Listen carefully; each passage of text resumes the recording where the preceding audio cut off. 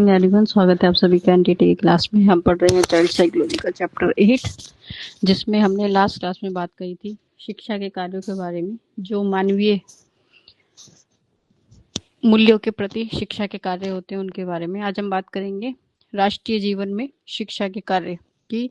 शिक्षा के एक राष्ट्र के प्रति क्या क्या कार्य होते हैं, किन किन चीज़ों में वो अपना योगदान देती है, या फिर हमारे स्कूलों में कैसी शिक्षा की व्यवस्था होनी चाहिए कि वो राष्ट्रीय जीवन में शिक्षा के उद्देश्य को क्या कर सके, पूरा कर सके। तो किसी भी राष्ट्र के प्राण होते हैं, मतलब सबसे ज़्यादा इम्पोर्टेंट जो होते हैं उस देश के नागरिक होते हैं। तो नागरिक यदि श्रेष्ठ होंगे, यानी नागरिक अगर अच्छे होंगे, अच्छे चरित्र वाले होंगे, तो आपका राष्ट्र भी क्या करेगा, उन्नति करेगा। मैकाइवर के शब्दों में आप कह सकते हैं राष्ट्र का गुण उसकी सामाजिक इकाइयों का गुण है। मतलब किसी भी राष्ट्र का जो गुण है वो उसके समाज की इकाई को प्रदर्शित करता है। अर्थात साख इकाइयों का समूह जीवन ही राष्ट्रीय जीवन है। यदि ईंधन ही खराब होगा, मतलब अगर आपके देश के अगर नागरिक ही खराब हो जाएंगे, तो आपके देश की कभी भी प्रगति नहीं हो सकती। तो इसलिए हम कहते हैं कि अगर आप जिस चीज का उपयोग कर रहे हो अपने राष्ट्र को चलाने के लिए, जिस ईंधन को आप इस्तेमाल कर रहे हैं, अगर वही अच्छा नहीं होगा तो आपका राष्ट्र कभी भी ज्योति और तेजी से जो है उसका विकास नहीं हो सकता। अर्थात यदि सामाजिक इकाइयों में निर्बलता होगी तो राष्ट्र में कभी भी क्या नहीं होगा, दीप्तमान नहीं होगा, राष्ट्र कभी भी विकसित नहीं हो पाएगा। ठीक है, तो हम बात करेंगे किसके बारे में, राष्ट्रीय जीवन में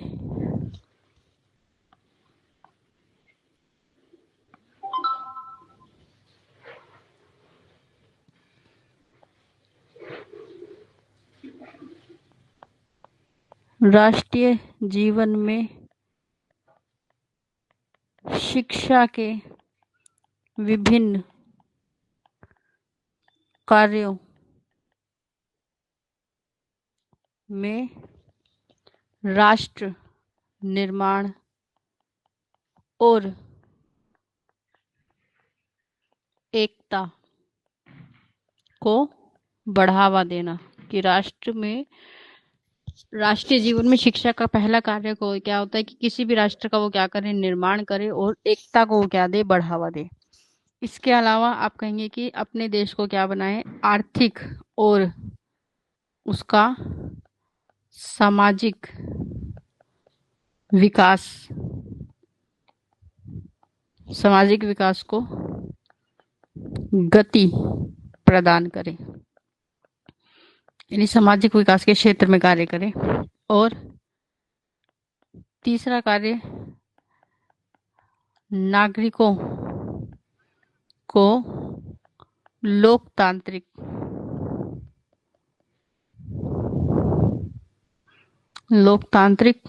मूल्यों के लिए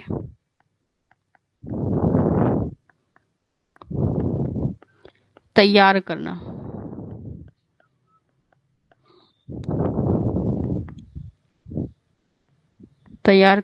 क्या है, राष्ट्रीय जीवन में शिक्षा के कार्यों का रूप है। ठीक है, तो आप कह सकते हैं कि शिक्षा व्यक्तियों में क्या करती है, कि शिक्षा व्यक्ति में राष्ट्रीय गौरव और क्या करेगी, देशभक्ति की भावना पैदा करती है।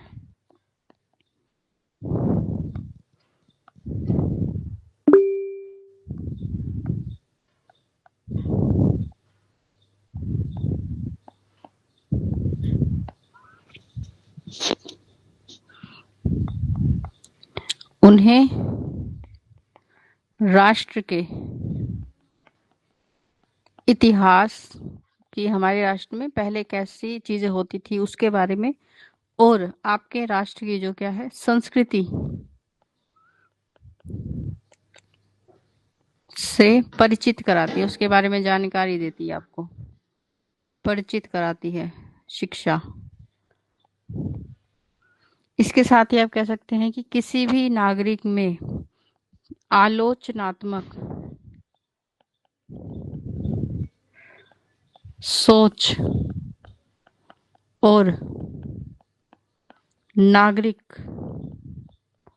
जागरूकता को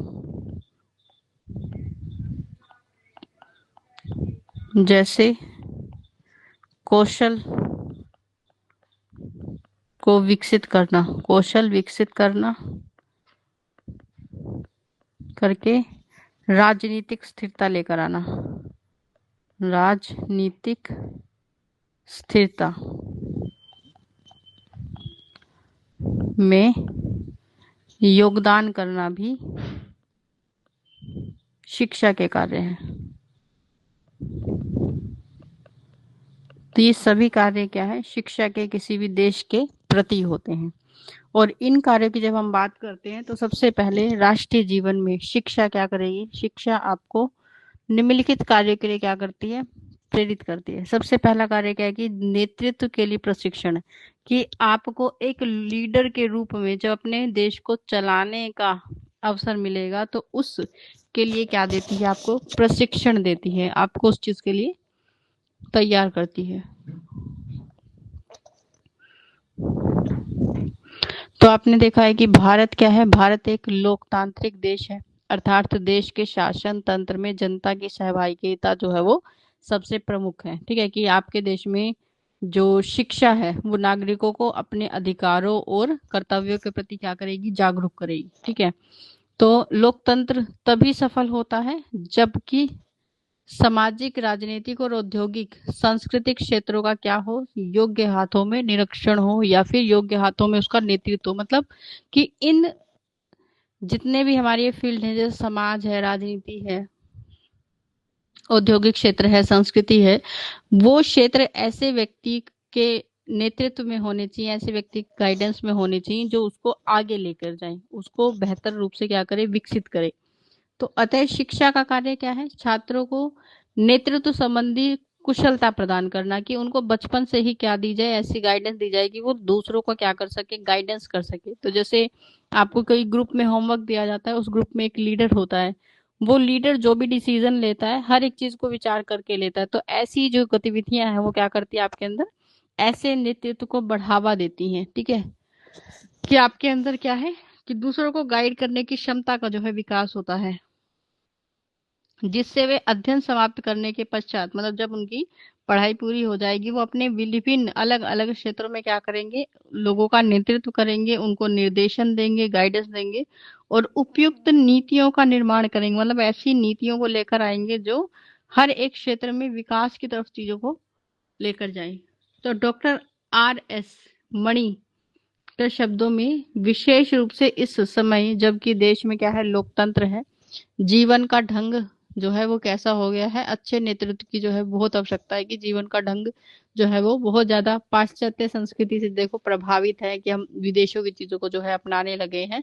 तो ऐसे जो जीवन का तरीका है उसको बेहतर बनाने के लिए होना चाहिए, अपनी संस्कृति को प्रमोट करने के लिए होना चाहिए।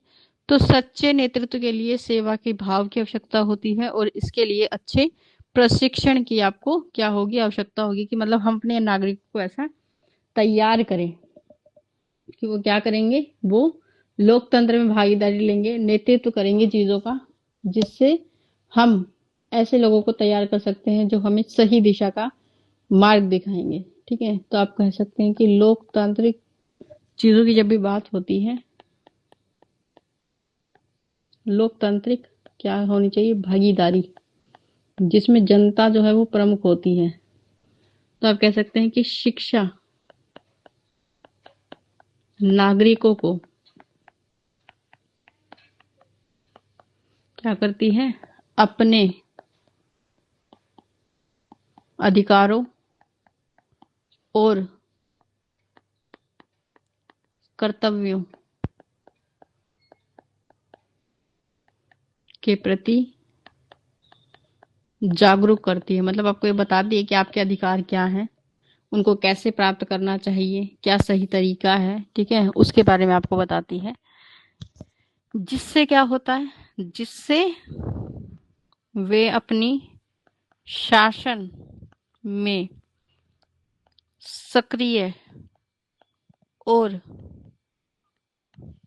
जिम्मेदारी में क्या लेते हैं, भाग लेते हैं।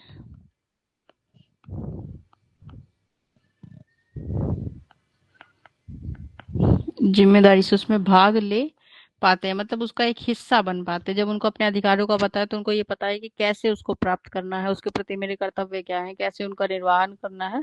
तो इसके प्रति जब आप स्वयं जागरूक हैं तो आप अपनी देश की जनता को भी क्या कर सकते हैं, इसके लिए उनका मार्गदर्शन कर सकते हैं। एक अच्छे नेतृत्व के रूप में क्या करेंगे, उनको गाइडेंस दे सकते हैं। ठीक है, तो ये जागरूकता कैसी है, ये मानव अधिकार की शिक्षा की बात हो रही है। मानव अधिकार शिक्षा और मीडिया। मीडिया समझते हैं हम, जैसे जो टीवी वाले होते हैं, जो न्यूज चैनल होते हैं, उनको मीडिया कहते हैं। मीडिया क्या करती है, साक्षरता प्रदान करती है, कि आपको ज्ञान देती है इस चीज का कि आपके मानव होने के नाते क्या अधिकार है, उनको आप कैसे प्राप्त कर सकते हैं।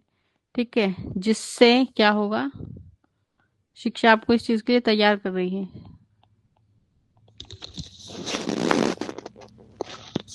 जिससे नागरिकों में एक चेतना विकसित होती है। तो जैसे आपने देखा है कि न्यूज चैनल वाले आपको हर एक चीज के बारे में अवगत कराते हैं, कहाँ पर क्या हो रहा है पूरे देश में।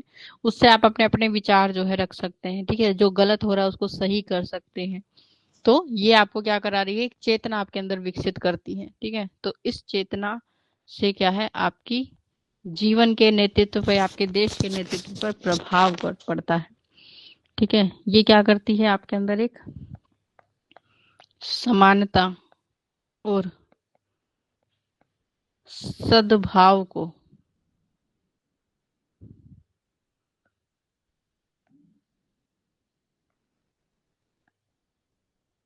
समानता और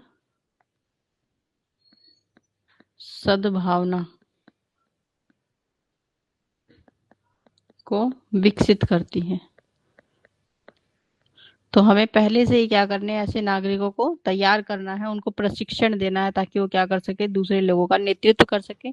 और नेतृत्व आप कब कर सकें, जब आपको खुद को जानकारी होगी। अगर आपको जानकारी है कि एक मानव होने के नाते आपके पास ये अधिकार है, तो ना तो आप अपने अधिकारों का कभी हनन या शोषण होने देंगे, ना ही दूसरों के अधिकारों का हनन या शोषण होने दे सकते। तो किसी भी क्षेत्र की बात करें, जैसे समाज में किसी व्यक्ति के साथ अगर कोई गलत व्यवहार हो रहा है तो उसके प्रति आवाज उठाने का नेतृत्व करना। राजनीति के क्षेत्र में अगर कहीं गलत हो रहा है तो उसके प्रति, या राजनीति के क्षेत्र में ऐसी चीजों के प्रति, विकास के प्रति अपने आप को सचेत रखना जो हमारे राष्ट्र के लिए जरूरी है।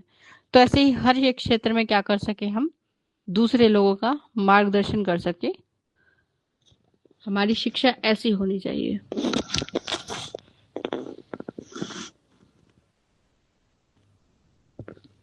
दूसरा काम जो राष्ट्र का शिक्षा के प्रति है, वो है राष्ट्रीय विकास। कि भारत की उन्नति तभी होगी जब उसका पूर्ण रूप से क्या होगा, विकास होगा। और शिक्षा राष्ट्रीय विकास का महत्वपूर्ण क्या है, आधार है।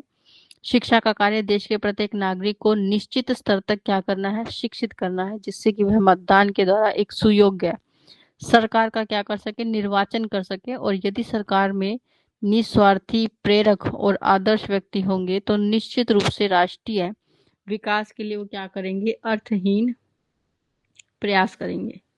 ठीक है,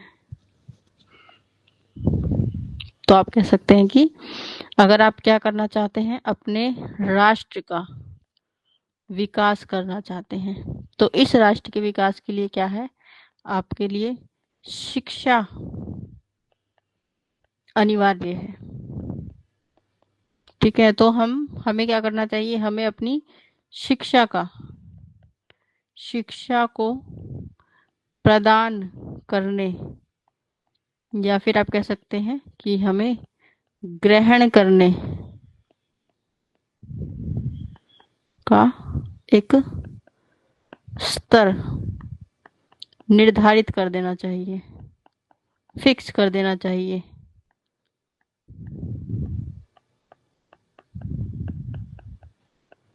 ठीक है, तो जैसे हम कह सकते हैं कि जैसे सामान्य शिक्षा, कि हर व्यक्ति कितना शिक्षित हो, सामान्य शिक्षा एटलीस्ट उसके पास हो। सामान्य शिक्षा का स्तर जो है वो हम क्या कर सकते हैं, फिक्स कर सकते हैं कि हर व्यक्ति को जो है वो कहाँ तक सामान्य शिक्षा प्राप्त करनी है, यानी 10वीं क्लास तक जो है वो कैसा होना चाहिए, एजुकेटेड होना चाहिए। ठीक है, वो तो उसके लिए सरकार अलग अलग प्रयास कर सकती है इसको बढ़ावा देने के लिए। ठीक है, तो इस स्तर से क्या है कि जब व्यक्ति क्या होता है, एजुकेटेड होता है, तो उसकी जो सोचने और समझने की शक्ति विकसित होती है। ठीक है, तो ऐसे अगर हर व्यक्ति क्या है शिक्षित होगा आपके देश में, तो इससे क्या होगा कि हम क्या कर सकते हैं, सही व्यक्ति का चुनाव कर सकते हैं। तो जब भी आपने देखा है कि क्या होते हैं हमारे देश में चुनाव होते हैं, ठीक है, जो क्यों है, क्योंकि हमारा देश क्या है, एक लोकतंत्र देश है। तो वहां पर देखा है कि हम सरकार जो है किसके द्वारा, जनता के द्वारा उसका चुनाव किया जाता है। और अगर जनता शिक्षित होगी तो उसकी जो वो ज्यादा से ज्यादा क्या करेंगे, वो ज्यादा से ज्यादा मतदान में भाग लेंगे, जो जी हमारे लिए आवश्यक है। ठीक है, उनको ये पता होगा कि कौन व्यक्ति उनके क्षेत्र की या उनके राष्ट्र के कार्यों में योगदान दे सकता है। ठीक है, तो सही व्यक्ति का क्या कर पाएंगे, वो चुनाव कर पाएंगे। ठीक है, सही व्यक्ति को चुन पाएंगे।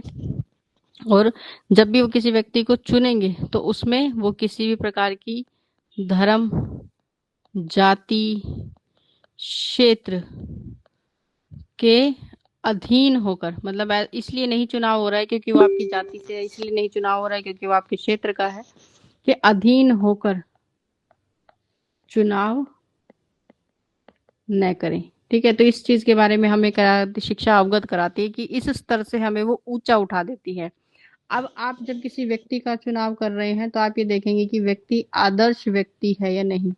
आदर्श व्यक्ति मतलब उसके अंदर कुछ ऐसे गुण विद्यमान होने चाहिए जिसमें वो स्वयं, जाति, क्षेत्र, इन सब चीजों से ऊंचा उठकर क्या करेगा, आपके देश के विकास को बढ़ाएगा। ठीक है, आपके अगर आपके देश का विकास होगा तो सामान्यतः बात है कि आपका भी विकास होगा। तो राष्ट्रीय विकास की भावना के हमें क्या कराती है, राष्ट्रीय विकास की भावना को जागृत करना हमारी शिक्षा का क्या है, एक उद्देश्य है। फिर ये क्या करती है, हमारी राष्ट्रीय एकता को बढ़ावा देती है कि शिक्षा कैसे होनी चाहिए, राष्ट्रीय एकता को बढ़ावा देने वाली। तो आज देश में राष्ट्रीय एकता बहुत ज्यादा जरूरी है, बहुत ज्यादा। आपने देखा है कि हर जगह पर, क्षेत्र के आधार पर, धर्म के आधार पर लोग अलग अलग तरह से क्या है, विवाद देखने को मिलता है। आपने न्यूज में सुना होगा, कोई धर्म के लिए, कोई क्षेत्र के लिए, हर तरह से ये लोग जो है वो लड़ रहे हैं। तो उनके मन में जो है राष्ट्रीय एकता को बढ़ावा देना जो है बहुत आवश्यक है। और ये कब हो सकता है कि जब हम शिक्षा के क्षेत्र में क्या कर रहे हैं, इस पे कार्य करें। तो राष्ट्रीय एकता के अभाव में हम आंतरिक और बाहरी दोनों रूप से क्या है, दुर्बल, मतलब अंदर से भी कमजोर है, बाहरी रूप से भी कमजोर है। कि अंदर आपके क्षेत्र में अलग अलग प्रांत में जो लोग हैं, अलग अलग स्टेट में जो लोग हैं, वो धर्म, जाति के आधार पर, भाषा के आधार पर अलग अलग क्षेत्रों की मांग कर रहे हैं, अलग अलग राज्य बनाने की मांग करते हैं। तो उनकी इस विचारधारा को क्या करना, रोकना। कि आप राष्ट्र के बारे में सोचिए, अपने क्षेत्र के बारे में नहीं। तो आज जबकि देश जगह जगह भाषा, प्रांत, धर्म, जाति के आधार पर लड़ाई झगड़े आपको देखने को मिल रहे हैं, हमें उसे एक सूत्र में बांधने की क्या है, आवश्यकता है। और वस्तुतः शिक्षा ही क्या कर सकती है, इस कार्य को पूरा कर सकती है। शिक्षा ही इस क्षेत्र में क्या कर सकती है, इसको बढ़ावा दे सकती है। ठीक है, तो राष्ट्रीय एकता को बढ़ाने के लिए हम क्या कर सकते हैं, राष्ट्रवाद और एकता, इसको बढ़ाने के लिए हमें क्या करना चाहिए, शिक्षा छात्रों में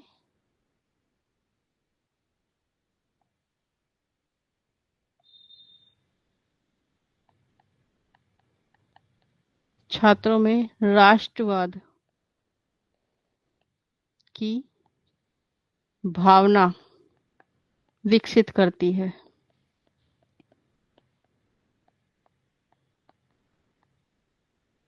और विभिन्न संस्कृतियों के प्रति हमें जागरूक करती है।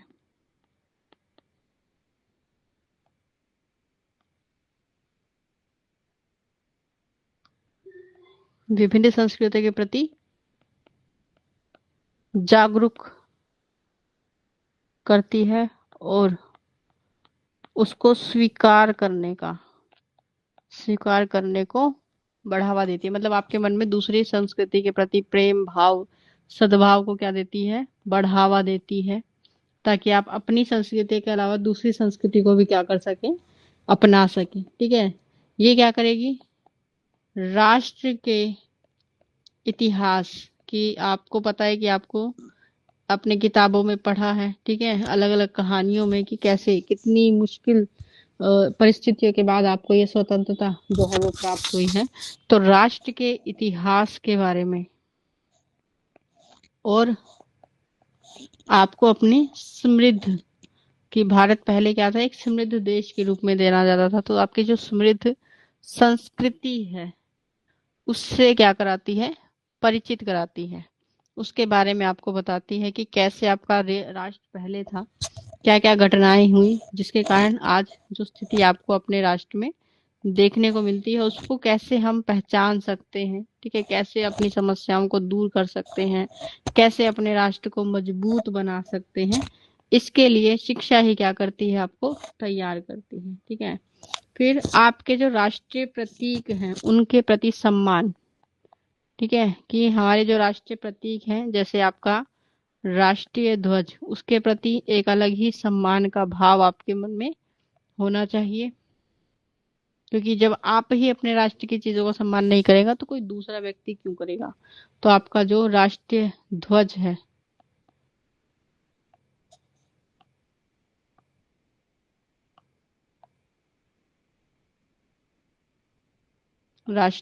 है, उसके प्रति सम्मान तो आपको पता होना चाहिए। उसकी गरिमा क्या है, उसकी मर्यादा क्या है, कैसे आपको उसे रखना चाहिए, किस प्रकार से।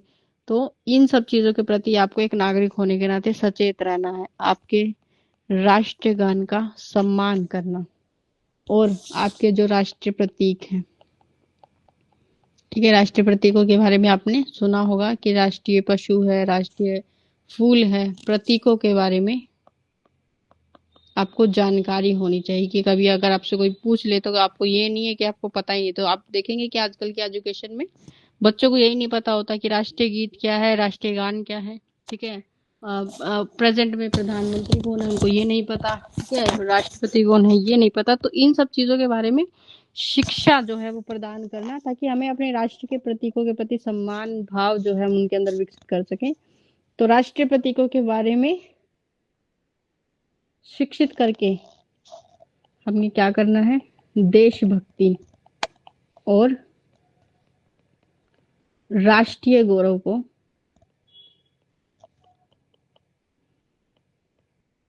बढ़ावा देगी शिक्षा।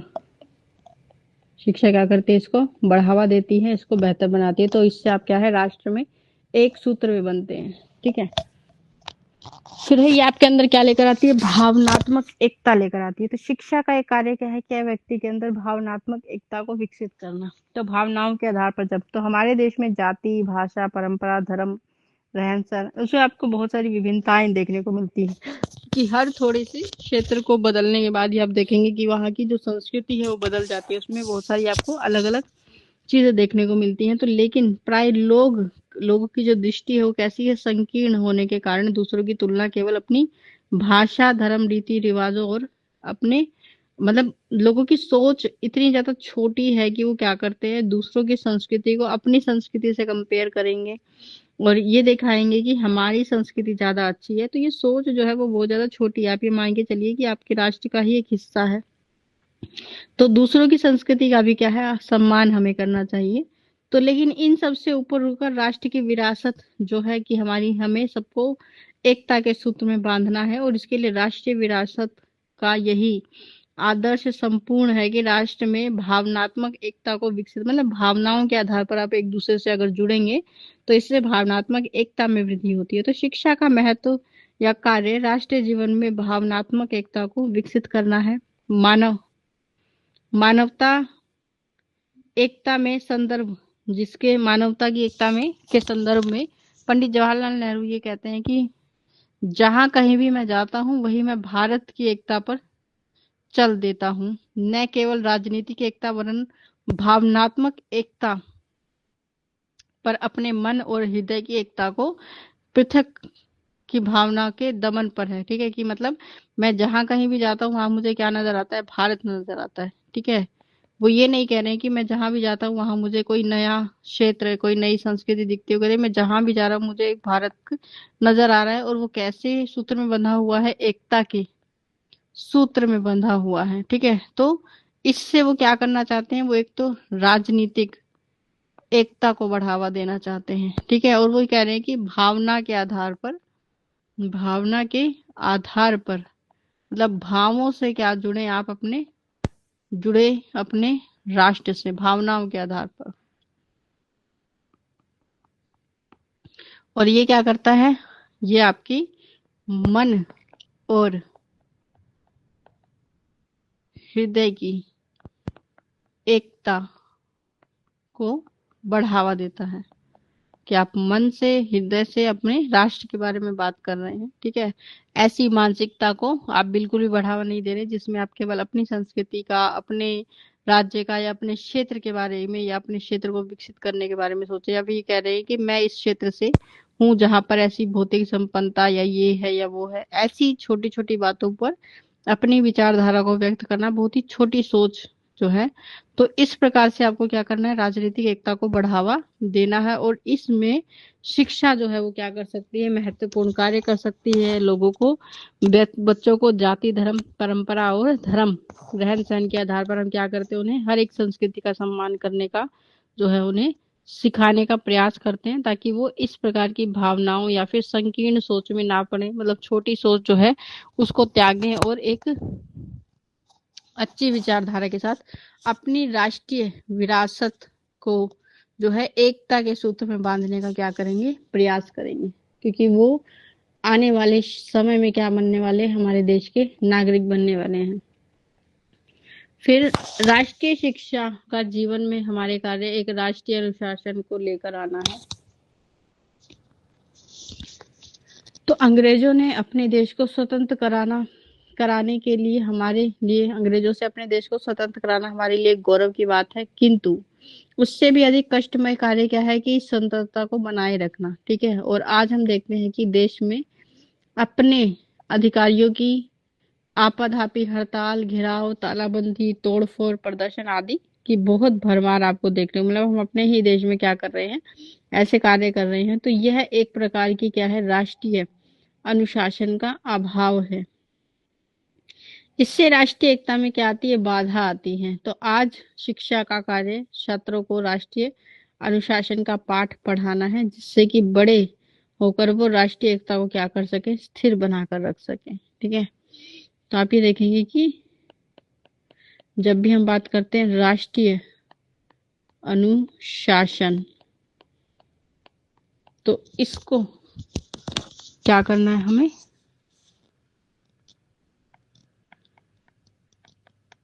शिक्षा में अनुशासन का पाठ पढ़ाना शिक्षा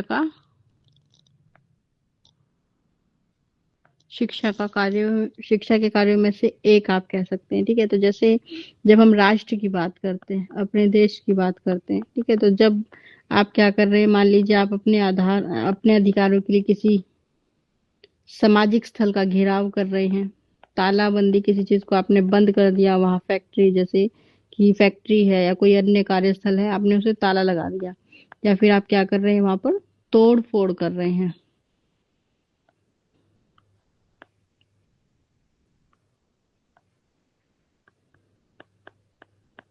तोड़ फोड़ कर रहे हैं। ठीक है, तो इस प्रकार के जो प्रदर्शन है, ठीक है, हमें लगता है कि इस प्रकार के प्रदर्शनों से जो है हमारी, जो आपकी डिमांड हो सकती है, जो आप मांग रहे हैं, या फिर प्रशासन से या सरकार से जो भी आप चाहते हैं उसे प्राप्त किया जा सकता है।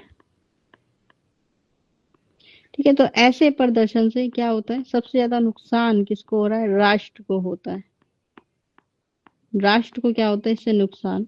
तो जब भी, ऐसा नहीं है कि आपको अपने अधिकारों के लिए, ठीक है, जैसे कि आपको लगता है कि कहीं पर आपके अधिकारों का हनन हो रहा है, ठीक है, या फिर कहीं पर शोषण हो रहा है किसी चीज के लेकर, या फिर आपको लगता है कि कहीं पर जो गलत है वो चीज है, या कार्यालय स्तर पर कुछ गलत हो रहा है, तो ऐसी स्थिति में, ठीक है, आप क्या कर सकते हैं, प्रदर्शन कर सकते हैं। ठीक है, प्रदर्शन करिए, अपनी बातों को आपको रखने का अधिकार है। ठीक है, अपने विचारों को रखने का अधिकार, अपनी बातों को दूसरों तक पहुंचाने का।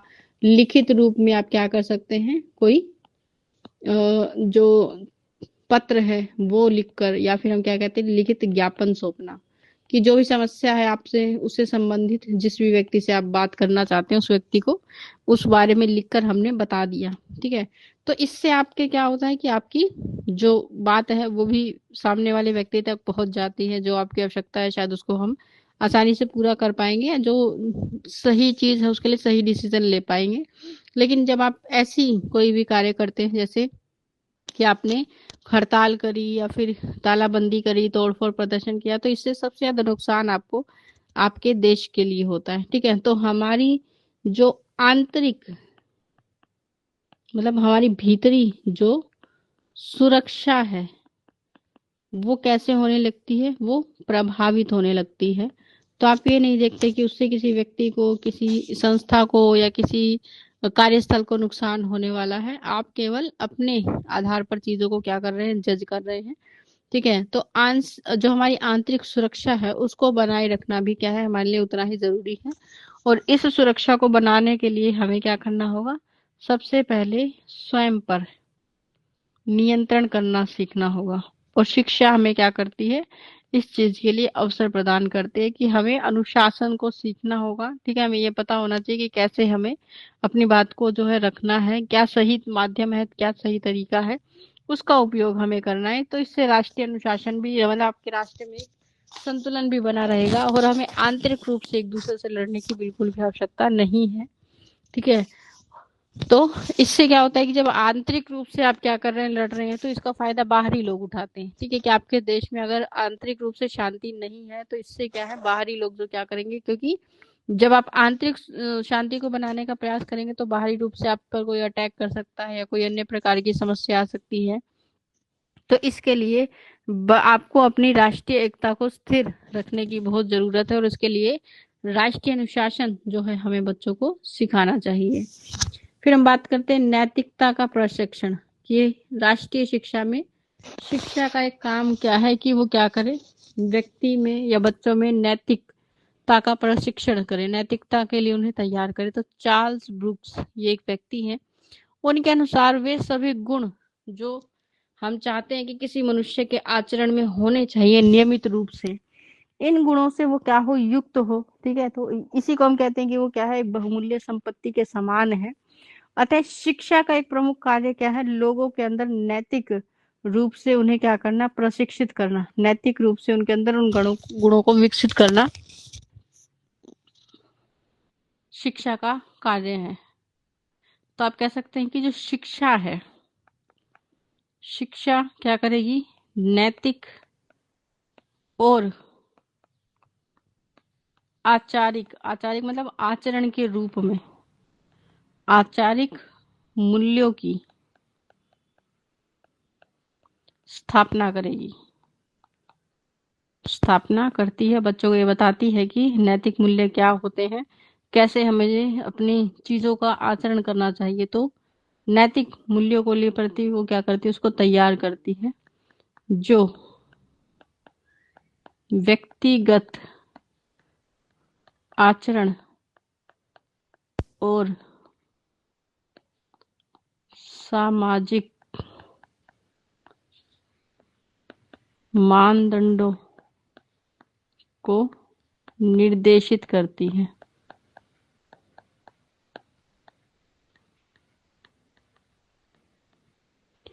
ठीक है, तो नैतिक शिक्षा के लिए क्या करेगी, आपको ये तैयार करेगी। यही क्या करेगी, आपके व्यक्तित्व का विकास करती है। ठीक है, तो आपके अंदर जो भी स्वाभाविक विकास है उसमें क्या करेगी, मदद करती है शिक्षा। आपको एक संतुलित व्यक्तित्व के निर्माण में सहायक होती है। ठीक है, कि संतुलित व्यक्तित्व के निर्माण में क्या करेगी, आपको सहायता करेगी। तो शिक्षा जो है वो व्यक्ति के अंदर नैतिक मूल्यों का क्या करने वाली होनी चाहिए, नैतिक मूल्यों को प्रशिक्षण, नैतिक मूल्यों के बारे में अवगत करवाने वाली होनी चाहिए। फिर कुशल श्रमिकों की पूर्ति करने वाली, कि शिक्षा कैसी होनी चाहिए कि आपके देश में जो अच्छे श्रमिक हैं उन्हें अच्छे श्रमिकों की व्यवस्था करने वाली होनी चाहिए। ठीक है, तो श्रमिकों का मतलब ऐसा नहीं कि हम मजदूरों की या फिर ऐसे लोगों की बात कर रहे हैं। श्रमिक का मतलब होता है कि हम उन लोगों की बात कर रहे हैं जो आपके देश को विकसित करने में, आपके देश को बेहतर बनाने में अपना क्या दे रहे हैं, सहयोग दे रहे हैं। तो राष्ट्रीय जीवन में शिक्षा एक प्रमुख और कार्यकुशल श्रमिकों के माध्यम से ही हम उत्पादन में वृद्धि कर सकते हैं।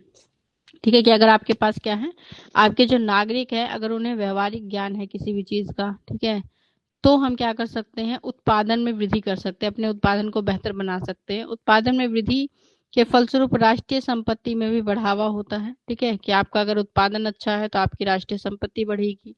हुमायूं कबीर के शब्दों में आप कह सकते हैं कि शिक्षित श्रमिक अधिक उत्पादन के में योग देते हैं, और इस प्रकार उद्योग और व्यवसाय दोनों की ही क्या होती है, उन्नति होती है। कि हमारे देश में अगर आप कह सकते हैं कि हम क्या करना चाहते हैं, उत्पादकता को बढ़ावा देना चाहते हैं। इसके लिए क्या होने चाहिए, हमारे पास जो श्रमिक हैं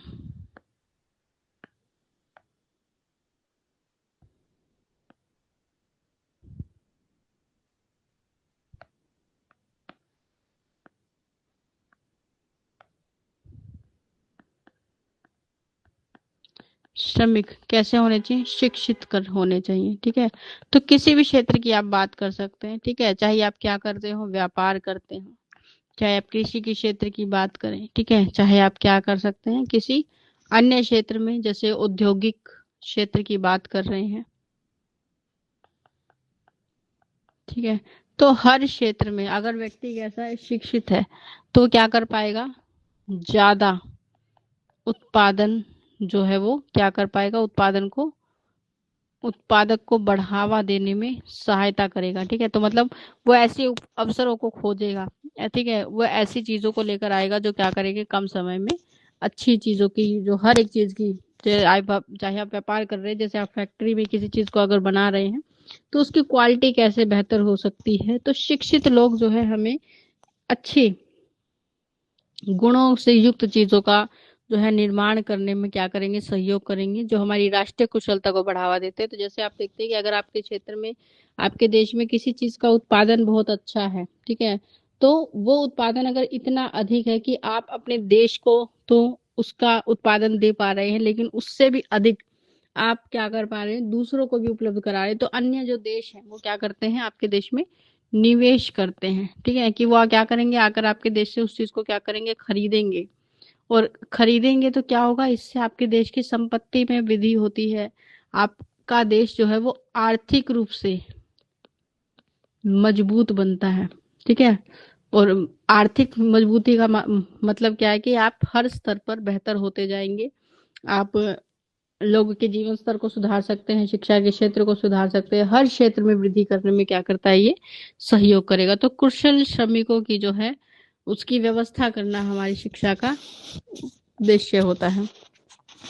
फिर है नागरिक और सामाजिक कर्तव्यों की भावना का समावेश करना। हमारी शिक्षा का एक उद्देश्य क्या है कि वह नागरिक और सामाजिक भावना का समावेश करें। ठीक है, तो हमारे देश में आप ये देखेंगे कि हमारा जो देश है वो कैसा है, धर्मनिरपेक्ष है। मतलब धर्मनिरपेक्षता का मतलब होता है कि आपके देश में अलग अलग धर्मों के लोग रहते हैं, लेकिन फिर भी वो एक साथ रहते हैं। ठीक है, तो गणतंत्र है, गणतंत्र मतलब किसी एक व्यक्ति का शासन नहीं चलता। आप अपने द्वारा व्यक्ति को चुनते हैं, अपने आधार पर वोटिंग के माध्यम से वो व्यक्ति आपके क्षेत्र में जो उन्नति है, प्रगति है, उसको बढ़ावा देता है। और आज की परिस्थितियों में शिक्षा का ये एक मुख्य कार्य है कि वह लोगों को इस प्रकार का प्रशिक्षण दे, इस प्रकार की ट्रेनिंग दे कि वे नागरिक के रूप में अपने राष्ट्र की क्या कर सकें, सेवा कर सकें। तो समाज के सदस्य के रूप में अपने सभी सामाजिक कर्तव्यों का निर्वहन करने के लिए शिक्षा क्या करती है, आपको तैयार करती है। तो आप कह सकते हैं कि शिक्षा क्या कार्य क्या है, कि शिक्षा प्रत्येक नागरिक को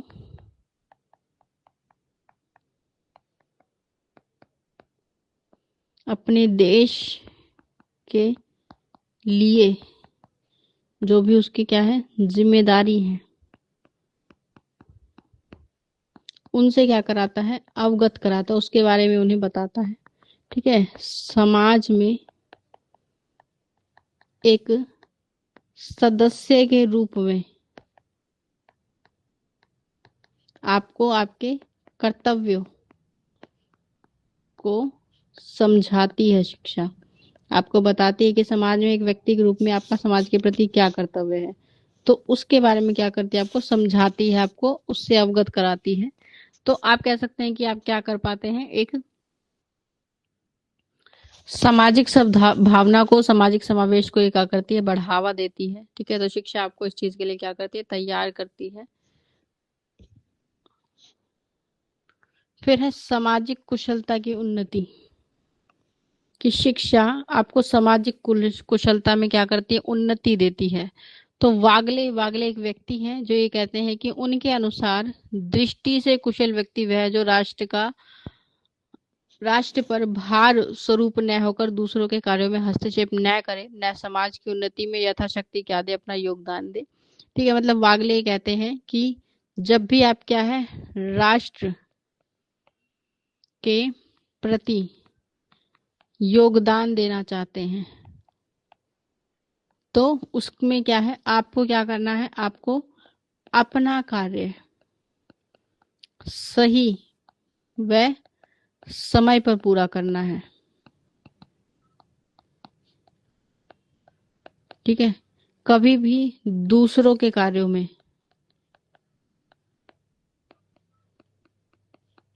हस्तक्षेप नहीं करना है। ठीक है, कि सामने वाला व्यक्ति क्या कर रहा है आपको उससे कोई मतलब नहीं होना चाहिए।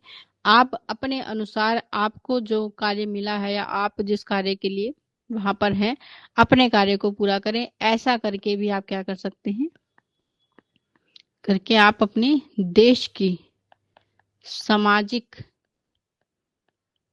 कुशलता में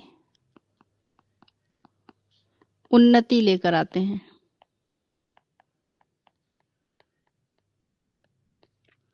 तो सामाजिक कुशलता और उन्नति को बढ़ावा देने के लिए जो है ये बहुत आवश्यक है कि आप अपना कार्य को पूरा करें, सही समय पर पूरा करें।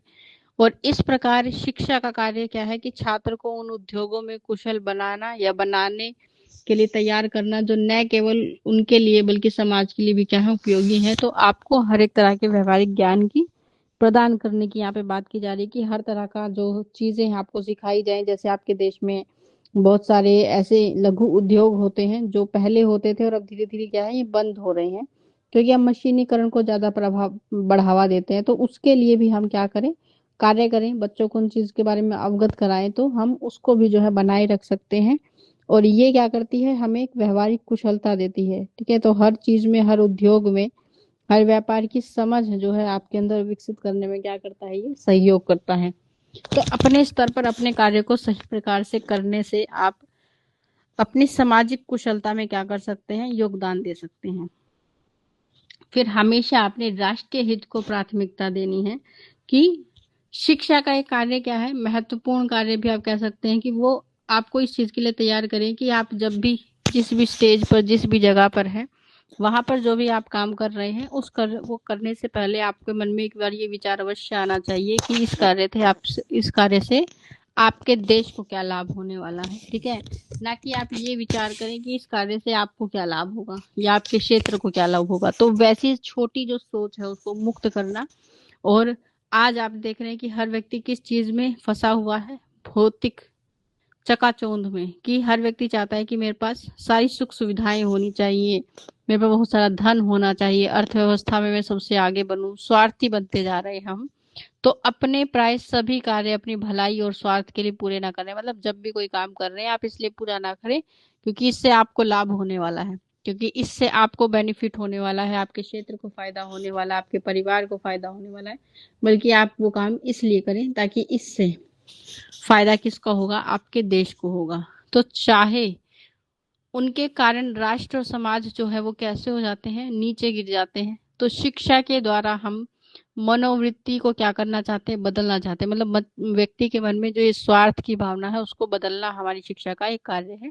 और शिक्षा लोगों को क्या देती है, प्रेरणा देती है, जिससे कि वे राष्ट्रीय जीवन में राष्ट्रीय हितों को प्रमुखता देते हैं, कि आपको इस चीज के लिए तैयार करेगी कि आपको अपने राष्ट्र के प्रति जो है पहले विचार करना है, हर एक कार्य को करने से पहले, उसके बाद किसी भी कार्य को आगे बढ़ाना है। तो यदि कभी हितों की तुलना करने का अवसर आपको मिले तो कभी भी आप ये ना सोचें, ये विचार ना करें कि मेरे लिए बेनिफिशियल है तो मैं इसी को करूंगा। आप हमेशा इस विचार को ध्यान में रखें कि देश के लिए आवश्यक है, इसलिए मैं ये काम कर रहा हूँ। तो डॉक्टर राधाकृष्णन इसलिए कहते हैं कि एशिया में प्रजातंत्र की सफलता हमारे अनुशासन में रहने की इच्छा और व्यक्तिगत बलिदान पर आधारित है। मतलब कि अगर आप एशिया में स्वतंत्र राज्य के रूप में रहना चाहते हैं, एक स्वतंत्र देश के रूप में रहना चाहते हैं, तो इसमें आपको क्या करना है कि सबसे पहले आपको अनुशासन, अपने आप को क्या करना है, कंट्रोल करना है। ठीक है, अगर आप अपने आप को अनुशासन में रख लेते हैं तो आप व्यक्तिगत स्तर पर क्या दे सकते हैं, बलिदान दे सकते हैं। मतलब त्याग की भावना आपके अंदर विकसित होगी जब आप अपने आप को, अपने अहम को, अपने हर चीज में मैं को छोड़ देंगे तो आप हम की कामना कर सकते हैं। तो यदि भारत संयुक्त और लोकतांत्रिक रहना चाहता है, मतलब एक साथ भी रहना चाहता है, स्वतंत्र लोकतांत्रिक रहना चाहता है, तो शिक्षा का कार्य क्या है कि वो एकता को बढ़ावा दे, न कि प्रादेशिक, न कि आपको प्रदेश के आधार पर जो है प्रजातंत्र में या तानाशाही के आधार पर जो है आपको शिक्षित करे। ठीक है, तानाशाही का मतलब होता है जब किसी एक व्यक्ति का शासन आपके देश में चल रहा है तो उसे हम तानाशाही कहते हैं। तो उस व्यक्ति की बातों का, उस व्यक्ति के विचारों का ज्यादा महत्व होता है। लेकिन अभी आप देख रहे हैं कि अभी आपके पास जो समाज में वातावरण है वो प्रजातंत्र का है, आपकी बातों को ज्यादा प्रामुख्यता दी जाती है, जनता की बातों को ज्यादा महत्व दिया जाता है। तो ये वातावरण बना रहे इसके लिए शिक्षा क्या करे, आपको त्याग के लिए तैयार करे, बलिदान के लिए तैयार करे। ठीक है, और आपको एक संयुक्त रूप में रहने के लिए जो है, लोकतंत्र को बनाए रखने के लिए संयुक्त रूप से जो है विकसित करने की भावना को क्या देगी, प्राथमिकता देगी। और अगर ऐसा आप कर पाते हैं तो आप अपने देश में क्या बना पाएंगे, लोकतंत्र बना पाएंगे। ठीक है, तो तानाशाही को दूर करके शिक्षा जो है वो ऐसी होनी चाहिए जो स्वतंत्र हो, व्यक्ति के मन में इस विचार को लेकर आए कि देश जो है वो सर्वप्रथम है, बाकी सारी चीजें बाद में आती हैं। ठीक है, तो ये हमारा चैप्टर था।